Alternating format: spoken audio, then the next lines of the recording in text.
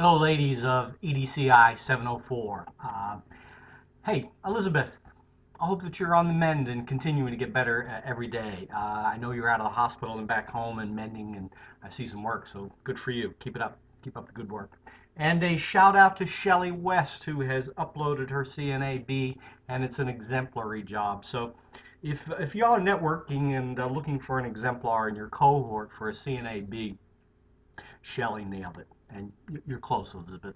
Um, uh, Again, so that you know, and we're all clear here, or I hope I am, CNAB and PEB are due to me for formative assessment this week.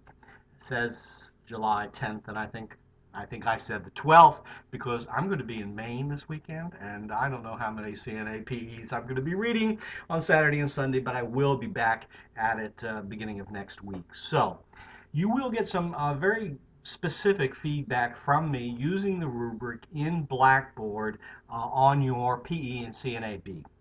I'm going to download your document and mark it up and attach it and give it back to you with my markups. So that's the way I assess it and give you some formative feedback. I want you to fix all of those things prior to putting it over into TaskStream.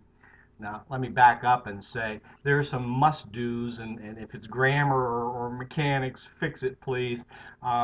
It's your call as to how whether you're going for accomplished or proficient. I'm going to tell you it's at least proficient, and everything I've seen so far is. But then, how much more time and effort do you put into digging deeper for those descriptions of programs at your school or whatever data is hard to find? That's your call. At some point, you just have to cut it off and move on. And perhaps you've been able to collaborate and get lots of great data in order to complete these documents. But I hope that you're seeing, too, how important the CNAB is to generate the data that will then drive your PLP and other assessments later on. Anyway, get me some drafts this week to look at, please. I will give you some feedback, then send them over to TaskStream, where if I have the process right and the people down pat, Dr. Sabin will be taking a first stab at assessing your work in TaskStream. You're liable to hear something very similar to what I've told you already in Blackboard. Okay. As far as the work this week, Erdan, chapters 12 and 13 are about ANOVA and multiple regression, two fine statistical tools and methods of analysis.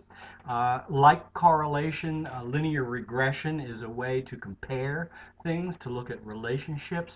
And if you're doing a quantitative analysis and want to show how far off the mean, how far off uh, the, the, uh, the normal line of correlation your data is, and you can compare multiple levels of data.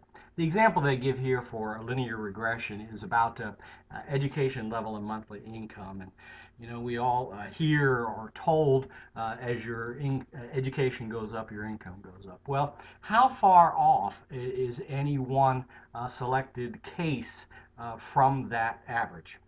That's what linear regression tells you. And if you load your data right, it can spit out lots of different relationships for you and show you lots of, it can analyze the data multiple ways.